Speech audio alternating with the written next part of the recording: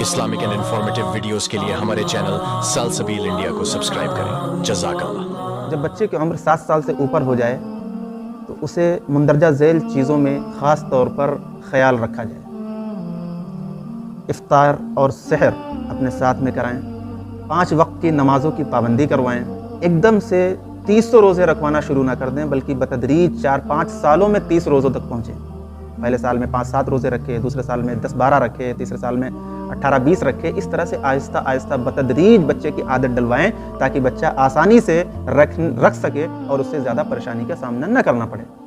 روزانہ کم از کم 1 رکوع قرآن پاک کی تلاوت کروائیں.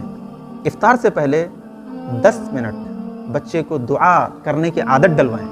اور اس کا سب سے بہترین طریقہ ہوتا ہے کہ گارجین خود یہ کام کرنا شروع کر دیں. بچے دیکھ کر کے آٹومیٹک کرنا شروع کر دیں گے. اگر کوئی دن ایسا ہے کہ بچہ روزے سے نہیں ہے، تب بھی اس بات کا اہتمام کریں کہ افطار سے 1-8 گھنٹہ پہلے بچہ کوئی بھی چیز نہ کھائے، تاکہ ایک مشابہت روزے داروں سے ہو سکے اور بچے کی عادت پڑے اور اسے ایک ماحول ملے کہ یہ روزہ کھولنے کا وقت ہو رہا ہے اور اس ماحول کے اندر بچہ ڈھل جائے. سحری کے بعد اشراق تک جاگنے کی عادت ڈلوائیں. اور ظاہر ہے کہ جب بچہ جاگے گا تو اس میں کچھ نہ کچھ ذکر و اذکار، تلاوت، اس طرح کی چیزیں ہوں گی جس سے بچہ ایک بہترین ماحول پائے گا.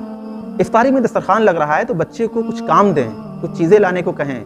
پانی لگاؤ، گلاس رکھو، دسترخوان بچھاؤ. اسی طرح سے کچن میں جا کر کے امی سامان تیار کر رہی ہیں، جاؤ وہاں سے لے کر کے آؤ، تاکہ بچے کے اندر خدمت کا جذبہ پیدا ہو. اسی طرح سے بچے سے کچھ صدقہ کروائیں، اس کے ہاتھ سے دلوائیں. کوئی فقیر آئے، کوئی پریشان حال آئے، یا آپ کہیں جائیں اور آپ بچے کو یہ بتائیں کہ بیٹا دیکھیے سامنے والے کو ہمیں مدد کرنی چاہیے اگر سامنے والا پریشان ہے، اور بچے کو وہ رقم دے کر کے، وہ چیز دے کر کے باقاعدہ صدقہ کروائیں. اس سے بچے کا مزاج بنے گا صدقہ کرنے کا اور انفاق کا اور خرچ کرنے کا مزاج.